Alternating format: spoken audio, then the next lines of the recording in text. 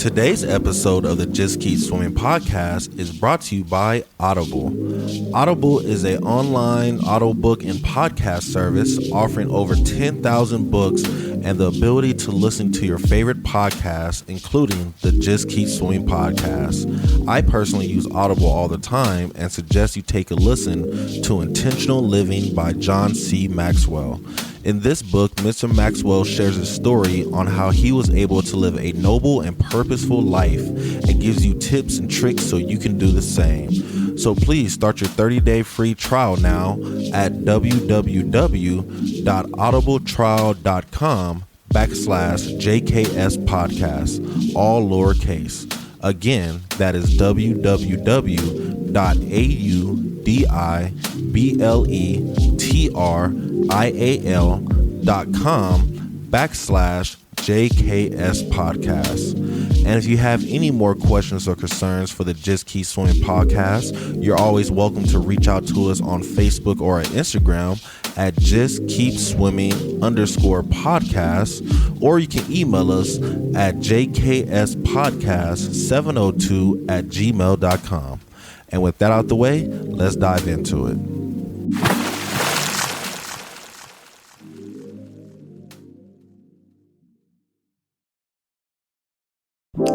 Good morning, good afternoon, and good evening, and welcome to the Just Keep Swimming podcast. This is your friend, your boy, your host, Mr. Adrian Jackson, and we're back at it again with another great episode for you. And you already know who's with me. It's the man, the myth, the legend. It's Mr. 13, dropping hot beats for the city as always. Make sure you guys keep up with his latest projects as always. So today, ladies and gentlemen, today's episode, I want to talk about make it your own. So the other day I made some homemade French fries, but I always made French fries at the house, you know. I always thought it was so simple. Cut the potatoes up, you fry them, that's it. But I started to go on YouTube to try to figure out how to make the perfect crispy French fry at home, you know. And when I just did that one search, there were thousands of videos of people telling you their ways of making the perfect crunchy French fry, whether that was to boil it, to fry it one time at a low temperature, then fry it again at a high temperature. Other people were talking about, you know, you can use the air fryer, you want to do it this way. Other people was talking about you have to soak the fries, you have to freeze them, and then you have to do it like this. There's so many different ways to make a French fry. And what I did was I watched some videos, I seen everything they had to offer, and I said, you know what, I'm gonna do it this way, and let's see how this way works for me. And the way I did it worked out pretty well. So what I did was, you know, just if you want to hear the recipe, I took the fries, I peeled them, cut them up, I soaked them in some water to make sure all the starch got out until the water was clear, and then I boiled them for about 5 minutes, and then after they boiled, I threw them in the freezer while I prepped everything else. And then when it was time to fry the fries, I just threw them right into the deep fryer at a high temperature and, you know, let it fry for a little longer than normal probably, but it turned out to be some nice crispy juicy fries, and I was actually shocked at how good my fries turned out. And I was like, I did a good recipe. I took a little bit from here, a little bit from there, and I was able to make it my own. And I think that right there is the thing in creativity that a lot of people are scared to try. We always feel like, oh, we're jacking ideas or we're stealing ideas. And it's like, no, we're not stealing the ideas. We're just taking the ideas or the advice that other people are giving us, and we're learning to make it work for us because our situations may be different. A prime example for the fry video, I was watching a video with Gordon Ramsay making fries, and he was showing how to make the perfect shoestring fries. But off jump, he had a whole different tool than I ever had. I didn't even know there was a fry stringer tool. I've seen the tools where you can, you know, it'll cut the fries in the same shape, but he had a peeler that when he peeled the fries will peel into a French fry shape. And I've never seen that before. And I was like, I don't have that, so I can't really use that technique to the point that Gordon uses, because I don't have the tools that he has, nor do I have the expertise or the experience that he has. You know, he had a special potato. I have the cheap potato you can get at Smith's. He had these special tools. I only had what I had to work with, but it still turned out pretty well because I watched other videos and I took their ideas and I blended them together to make my own idea. And that's kind of my topic for today's episode is, even if it's not your idea, you can still take it and make it your own and make it work for you. So it seems like it is your idea, and that's something that a lot of people do already. Let's look at the music game. How many times have you heard a similar beat? Definitely like an old sample beat, like let's say, I can't even think of one right now, but there's so much classical music out there that is sampled into, hip hop, R&B, rock, whatever it may be. And these people take that sample and make it their own by making it their own song. They change the rhythm, they change the speed a little bit, change a little bit the acoustics and how they deliver the song. But it turns out to be a whole different song, You feel the familiarness of the old rhythm, but it's a whole new song. Like one song out there is Nas, Uchi Wally Wally. So I know that song, probably inappropriate for a lot of people, but a great song. I love it. But then there's a remix that came out later when I was like, this sounds like Nas's old beat, but it's not. It's a whole different song. And it's like, I really love what they did with the remix of it because they really made it their own. They mixed it up, they changed the tempo, added some different vocals to it, added a different meaning for the song, and it made the song just hit a lot better. And it's like, a lot of people say, oh, they stole that from Nas, but it's like, no, they didn't steal it. They, one part asked for permission because that's how the music game works, but two, they took it and they made it their own way by adding their own remix to it, their own vibe to it. And that right there is one of the beautiful things that I want to talk about first, is adding your own perspective to things. As we know, there are many ideas out there right now, many ideas that pre-exist out there, definitely experiences and stuff that people use to make a type of message. And it's like, you have to take that idea and use your own life experiences, your own values, your own voice to make it fresh and work for you. I'll ask a lot of my coworkers, we have to go and recruit students for the program. And I'm like, how do you guys get with the middle schoolers? Like that right there is so hard for me to connect. I have no idea how to connect with the middle schoolers. So what I did was I went to one of my coworkers' presentations and I sat back and I watched them talk to the middle schoolers, and I was like, okay, I can understand where you're coming from. I need to dumb it down a little bit. Jay-Z said that one time he had to dumb it down for his audience because he was talking too big of a game for the audience he was trying to connect with. So I had to dumb it down a little bit and be like, these kids aren't really too worried about college. Yes, there's some kids out here, higher achievers, they're ready for college, but a lot of these middle schoolers, they're not worried about that at all. They're worried about what's going to happen at lunch today, if they're going to see their crush today, what their outfit looks like, shoot, their voice is cracking and they don't know why, so now they're scared to speak up. Those are some things that are on their concern. They're not too worried about the super duper future 4 years ahead of time. They're worried about right now.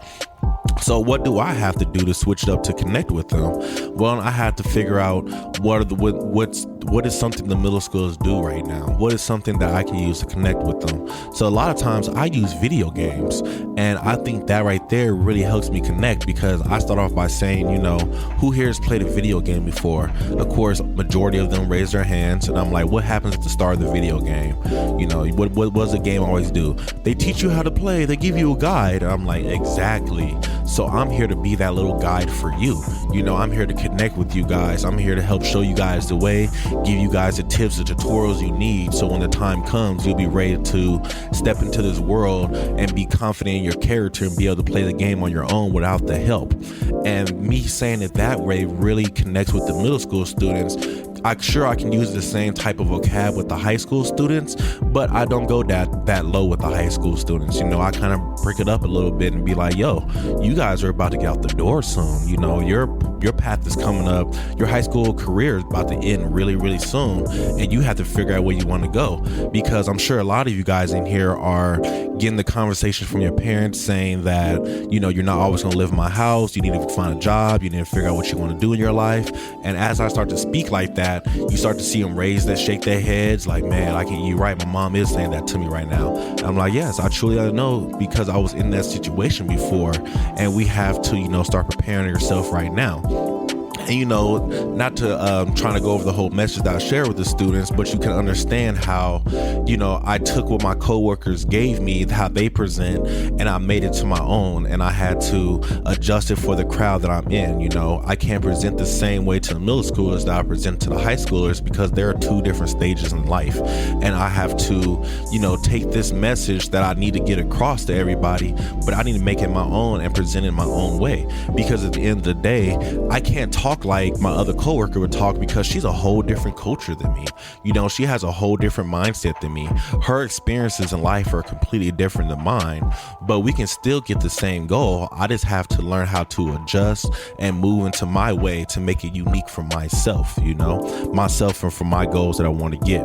So that right there actually leads to my next idea, is adapting to the audience, which we already talked about. You want to make sure you adapt your goals, your mindset, your customability to the audience you're going to go for. When it comes to me and the French fries, I was the audience for myself right there. And it was like, I'm not Gordon Ramsay. Gordon Ramsay's making French fries for a gourmet restaurant. I'm making French fries for a quick dinner for myself.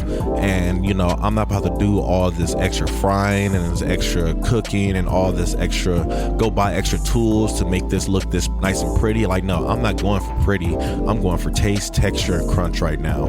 So for the prettiness, that's not what my audience is looking for. That's not what I'm looking for right now. I'm looking for technique. I'm looking for taste. I'm looking for value. I'm looking to see that I have the ability to make a crunchy French fry in a way that I never made it before. And I had to adapt to my audience, So that's something that, taking somebody's idea and adapting it and making it work for you can make it work for you, and your audience can really help affect the message you're trying to get across. Same thing with the middle schoolers and the high schoolers. I want to get the same thing across of, I'm here to help you guys get ready for the next level, whatever it may be. But I can literally say that to the seniors, but to the 8th graders, I can't say that, because the next level for them is lunch, making it to the next class, getting to the weekend and playing the video game, their next level is now on the same level of the seniors. And that right there also helps just build and evolve the layers that my conversation to be expanded, and it helps me just get to the next level of the conversation I'm trying to have. So I just wanted to share that message with you guys today, to just say, let's stop and think about what is the goal you're trying to accomplish, and how we can adjust the steps that need to be taken to get you to where you need to be at in life.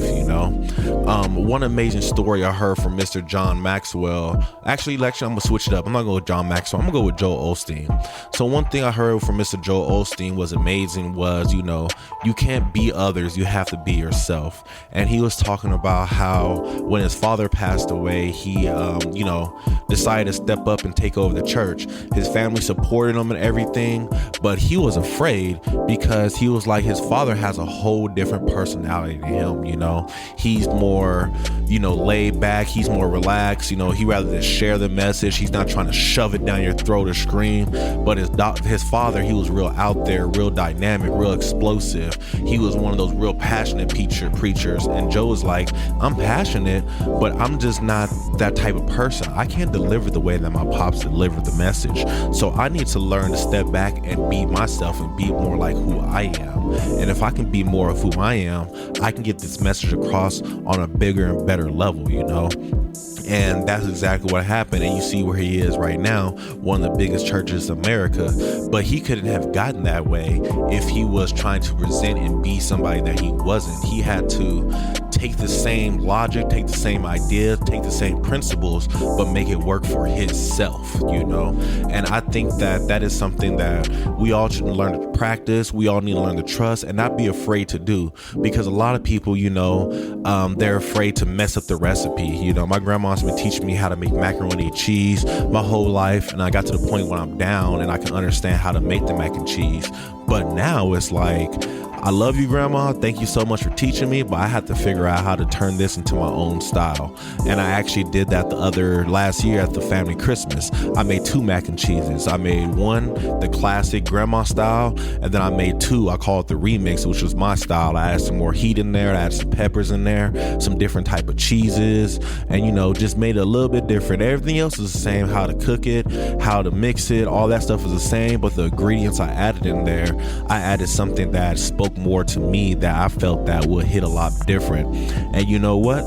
Both of them got ate up. The remix got ate up first because everybody was like, it's different, it's new, I like it. But then the classic got ate up too because some people just love the classic and don't want to switch with the classic. And you know what? That is okay. It was nothing wrong with that. But I was just happy to see that my new style of it, my new remix of it was able to still be accepted and actually desired more than the original because I was able to make it myself. Now I'm sure if it was a different situation to where my grandma made her style and I made her style and we put it on together, it'll probably been a different story because grandma got a lot more years of experience in there, and I'm sure she probably cooks with a little more love than I do. But at the same time, it's the thought that I was able to take something that's been passed down and I've been able to remix it and just make it a little more spicy, make it a little more pop to it to make it stand out. And now I can say, you know what, this is my own right here. Same with the artists and musicians. They'll take an old vibe, old style, and they'll mix it up and make it a little more spicy and be able to say, you know what, this is my own. Yes, I borrowed from this guy, but I was able to turn it, twist it, and mold it to make it work for me and the audience that I'm actually going for nowadays, So, yeah, that's my message for you guys today, is to take the idea that you've been thinking about or something that's been lingering in your head or, something that you learned in the past, but you're like, you know what, I feel I can modify this. I feel I can make it better. I feel I can turn it to something new and make it better for you, make it smoother for you. My homeboy Gerard, shout out Immortal Craft Barbershop. If you ever went to their shop, it's a classic barbershop. It has a classic barbershop feel, but the type of haircut you get is not a classic haircut. They give you way more services than a normal haircut would give you. And it's like, he made this his own. And for me now, I can't go to no other way because he made this type of haircut, this type of experience, this type of services that he give.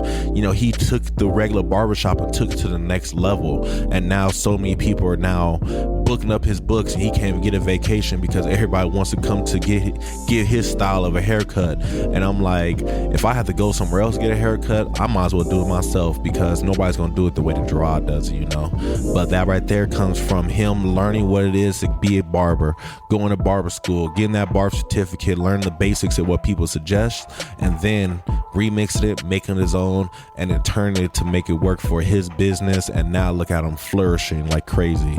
So yeah, ladies and gentlemen, I hope that message stuck with you guys today. I hope it resonated. If anybody want to share their thoughts of how they had something that was classic but they turned it to their own way, please share it with me. I'm here to listen. We love to hear your stories. We appreciate everybody out there always listening. We hope you guys have a great day, a marvelous afternoon, a splendid evening, and remember to just keep swimming.